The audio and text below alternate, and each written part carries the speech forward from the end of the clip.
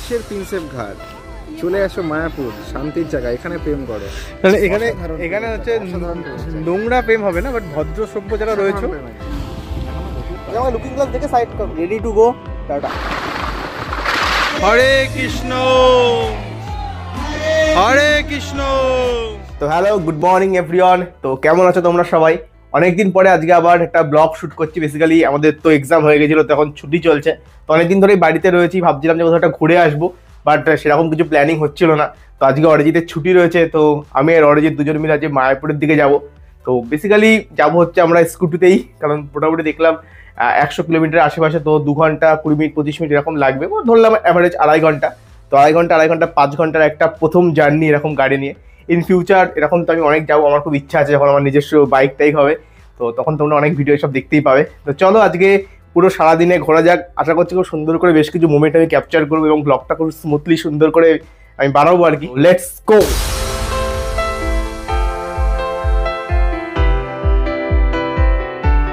Guys, শেষমেশ আমাদের ঠিক 7:35-এ স্যার এসে হাজির হয়েছে।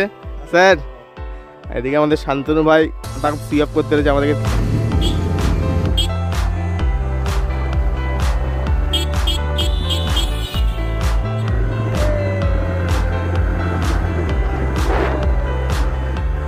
ফার্স্টে আমরা এখন হচ্ছে এরকম সেনডাঙ্গাতে এসে দাঁড়িয়েছি।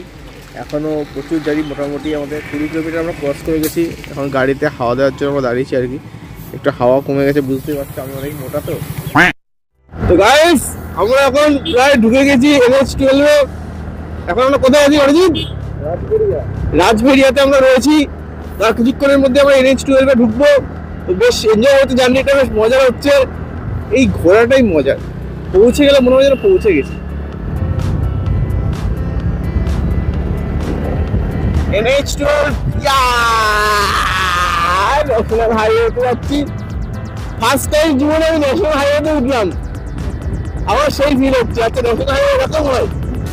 ও রাস্তা কি পুরো মাখন। মানে নর্থ বেঙ্গল এখান থেকে পুরো শুরু করতে, মানে এখান থেকে যখন আমরা ভবিষ্যতে লাদাখ টাদাখ যাবো সব এই রাস্তা দিয়ে যাবো, তাই তো? ইয়েস, তোমরা আর 5-6 বছর পরে দেখতে পাবে আমরা লাদাখ যাচ্ছি। পুরুলিয়া, নেক্সট পুরুলিয়া আমরা বুলেট নিয়ে যাবো। ইয়েস ইয়েস, রাস্তা ঘোরাতে বসে আকাশে উঠে গেছে না, ওরকম ফিল হচ্ছে। গাড়ি চালাবি, হ্যাঁ, তখন লুকিং গ্লাস খুব ভাইটাল হয়। আচ্ছা আচ্ছা আচ্ছা, হ্যাঁ, লুকিং গ্লাস দিকে আমরা দেখতে হবে কোন মনে কে আসছে। এইটা ইয়ে, চলে গেলাম অরিজিতের মামাবাড়ি থেকে। Don't drive, don't drink and drive. বাহ, ভেরি গুড। এগুলো কারা কন্ট্রোল হয়? অটোমেটিক কন্ট্রোল হয় না? দিদিকে বল হেলমেট পরতে সামনে। তো গাইস, এখন আমরা জাস্ট রানাঘাটটা ক্রস করে এসে একটু জাস্ট এই ধাবাতে দাঁড়ালাম। অরিজিৎ ভাই, সব কিছু ঠিকঠাক তো? বিস্কুট খাও, এই দাদার ধাবা। দেখি কিছুক্ষণ এখানে থাকবো, তারপরে এই যে আমরা হেলমেট টেলমেটগুলো সাইডে রেখেছি, এই যে হচ্ছে গাড়ি, তো কিছুক্ষণ থাকবো, তারপর হচ্ছে বেরোবো। জাস্ট পাটা ব্যথা হয়ে যায়, এতদিন তো কোনদিনও বসিনি গাড়িতে, পাটা ব্যথা করছে। তো পুরো NH-12 ধরে আমরা যাচ্ছি পুরো সোজা। আলাদাই অনুভূতি, এবারে ফার্স্ট টাইম এরকম। অ্যাকচুয়ালি বেশ ভালো লাগছে। পুলিশের লুকের তো কোনো বলার নেই, পুলিশের একটা আলাদাই লুক থাকে, দেখা যায়, বোঝা যায় পুলিশ ভাব আছে একটা। আমরা তো বেকার। বাবা, যখনই আমি একটু ভিডিও অন করি তখনই এত গাড়ির এত ব্যাকগ্রাউন্ডে নয়েজ থাকে, আমি ভাবছি কি নিচ্ছে না মাইক, জানি না আমি এখনো। তো চলো, টাটা।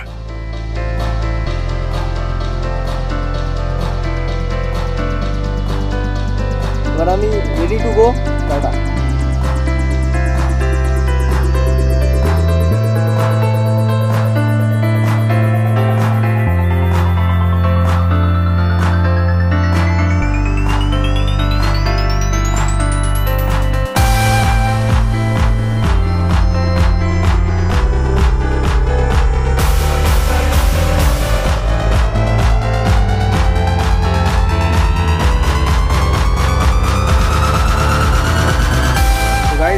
জাস্ট হচ্ছে আসলাম আমরা। তো এইখানে একটা বাইক পার্কিং টাইপের আছে, তো সেখানে স্কুটিটাকে রাখলাম। এবার হচ্ছে ভেতরে ঘুরে দেখবো।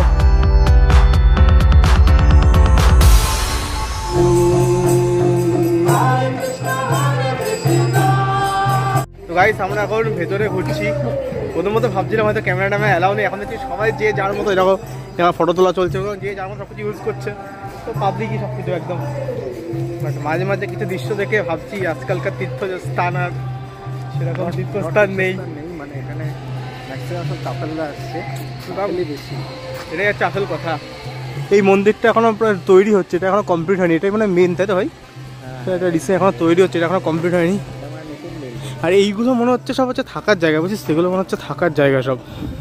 বাট মেইনটেন্স বেশ ভালো, খুব সুন্দর, ভালো লাগছে, বেশ পরিষ্কার পরিচ্ছন্ন। আমরা মধ্যাহ্ন আর যে আরতিটা ছিল 12টা থেকে 1টার সময়ের মধ্যে যেটা হয়, সেটার থেকে ঘুরে আসলাম। সত্যি খুব ভালো লাগলো, ভেতরে পুরো একদম মন পুরো একদম শান্তি হয়ে গেল একদম। এত সুন্দর আরতি হয়, কেমন লাগলো বলো অরিজিৎ? তো ভালো লাগলো, তার প্রধান কারণ হচ্ছে ফোন ভেতরে অ্যালাউ করবে না। একদম ফোন অ্যালাউ নেই। তো সেই যেটা হয় অ্যাকচুয়ালি প্যান্ডেলগুলোতে আমরা দুর্গাপুজো কালী পুজোতে দেখি, অর্ধেক সময় এসে ফোন নিয়ে পুরো একদম, এটাই খুব ভালো। ফোন অ্যালাউ না করা ধর্মস্থানগুলোতে, মানে তীর্থস্থানগুলোতে ফোন অ্যালাউ না করাটাই বেটার। 12টা থেকে একটা হয়, এরপরে বললো 4টা থেকে 5টা, আবার 5টা কি তার বেশি প্রবাবলি হতে পারে, কারণ সন্ধ্যা আরতি হয় তো, হয়তো এটা বেশি টাইম হতে পারে, 2 ঘন্টা হতে পারে। তো আবার যাবো 4টের সময়, মোটামুটি 5টা অবধি এখানে আসি মোটামুটি। তার আগে একটু এখানে একটা ওই ভোগ দেয়, তো তার একটা টিকিট কাটতে হবে, টিকিট কাটতে যাবো। এদিকে দেখো কি সুন্দর পুরো এরিয়াটা, একদম সুন্দর এরিয়া, একদম শান্ত পুরো সব কিছু। দিকটা পুরো গার্ডেন টাইপের রয়েছে, তো বেশ সুন্দর।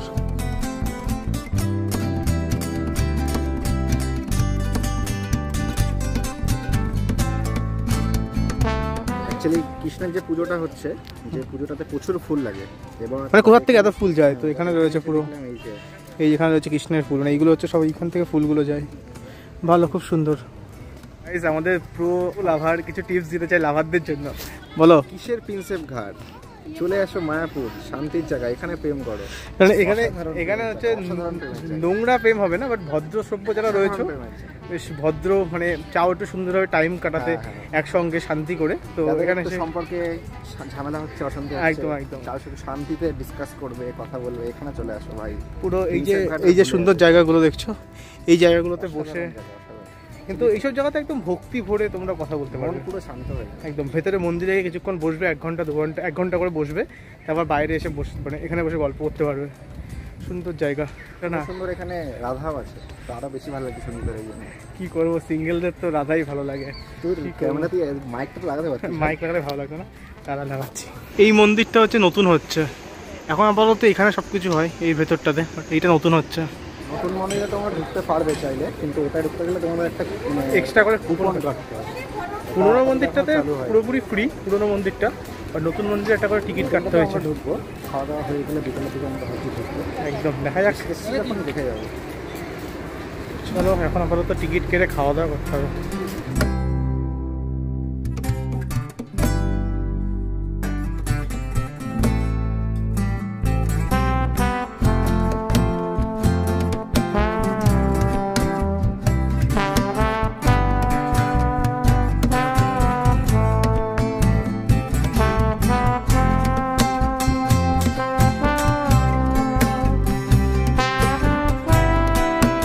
গাইস জাস্ট আমরা খাওয়া দাওয়া করে ভেতর থেকে আসলাম, মানে প্রসাদ নিয়ে, তো খুব সুন্দর ছিল। এরকম ফার্স্ট টাইমই আমরা এক্সপিরিয়েন্স করলাম, বাট ঠাকুরের জিনিসের মধ্যে একটা ব্যাপার থাকে। অ্যাকচুয়ালি প্রসাদের তো কোনো রিভিউ হয় না, একদম খুব সুন্দর ছিল। ঠিক করে যেটা খাওয়া হয় সেটাই ভালো হয় একদম। তো এখানে চারিদিকে আমরা যখন খাচ্ছিলাম তখন সাইড দিয়ে পুরো একদম ভগবানের সেই গীতগুলো চলছিল, তো একটা আলাদা অ্যাটমসফিয়ার থাকে যেটা কিনা একদম মনটাকে শান্ত করে দেয়। কথাবার্তা শুনে তোমরা বুঝতে পারবে যে আসার সময় আমি উচ্চিংড়ের মতো বকছিলাম, এখন থেকে অনেক শান্ত হয়ে কথা বলছি। This is the difference, life difference.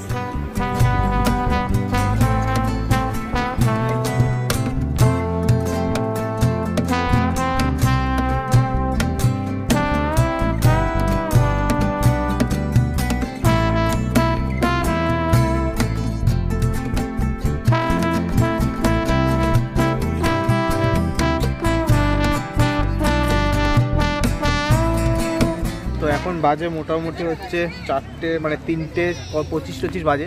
4টের দিয়ে আবার আরতি রয়েছে, বিকেলের যে আরতিটা, তারপরে সন্ধ্যা আরতি 6টার থেকে। তো একটু পরে আমরা মন্দিরের ভেতরে যাব, তো তার আগে এখন একটু আমরা এখানে বসে রয়েছি বাইরে, এই উদ্যান, খুব সুন্দর জায়গা একদম। সামনে ওই যে মেন যে মন্দির যেটা তৈরি হচ্ছে তার সামনেই আমরা বসে রয়েছি।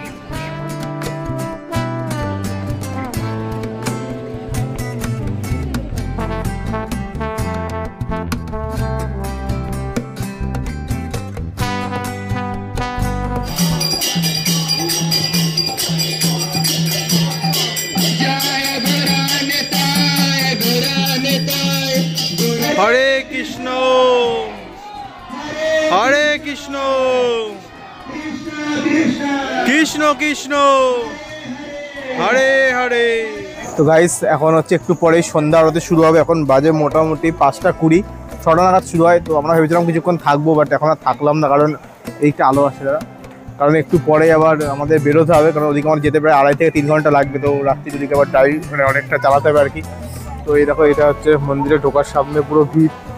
এখান থেকে সবাই ওই সাইড, ওখান থেকে হচ্ছে এন্ট্রি পয়েন্ট, ওখান থেকে ঢুকে ভেতরে ওই মন্দিরের ভেতরে হচ্ছে অ্যাকচুয়ালি আরতিটা হবে।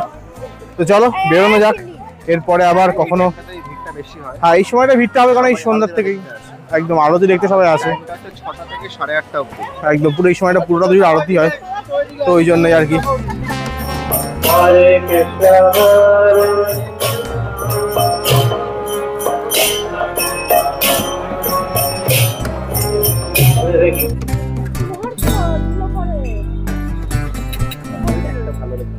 তো গাইস, মায়াপুর ঘোরা রীতিমতো কমপ্লিট। মোটামুটি যতটুকু ঘোরার ছিল মোটামুটি কমপ্লিট হয়ে গেছে। এই হেলমেট নিয়ে নিচে আবার বেরোবো। তো চলো পরে আবার দেখা হচ্ছে কোনো না কোনো দিন আবার মায়াপুরে। বেশ ভালোই লাগলো, সারাদিন খুব ভালো কাটলো।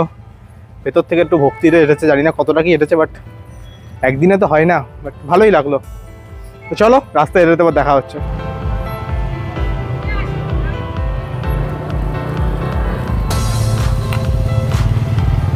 তো এখন হচ্ছে আমরা যাবো হচ্ছে প্রথমে চৌগাছা, তারপর সেখান থেকে NH-12 ধরবো, যে সোজা সামনে গিয়ে থামবো একদম রানাঘাটে। তার আগে থামবো না আমরা, রানাঘাটে ওখান থেকে চা খাবো, দিয়ে তারপর সোজা বাড়ি। মাছের কোনো দাঁড়ানোর সিট নেই। টোটাল মোটামুটি লাগবে হচ্ছে 2.5 থেকে 3 ঘন্টা, 2.5 ঘন্টা আশেপাশে মনে হচ্ছে লাগবে। কি সরজিৎ, 2.5 ঘন্টা তো মোটামুটি পৌঁছে। রাত্রিবেলাতে একটু বেশ ভালোই লাগে, স্মুথলি গাড়ি চলে। দিনের বেলাতে একটু চাপ থাকি আর কি। এদিকে রাস্তাঘাট মোটামুটি ভালোই জ্যাম রয়েছে। তো চলো রাস্তায় দেখা হচ্ছে একদম সোজা গিয়ে রানাঘাটে।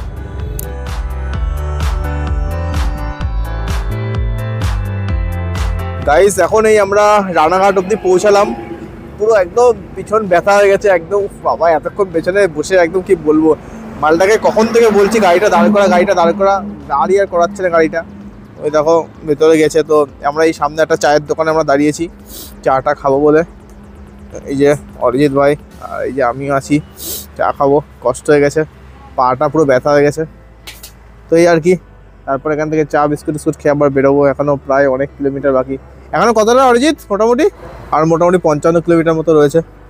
এই আর কি। কি ভাই, তো আমরা এখান থেকে চা খেলাম। এই মাসিমা খুব ভালো চা বানিয়েছিল।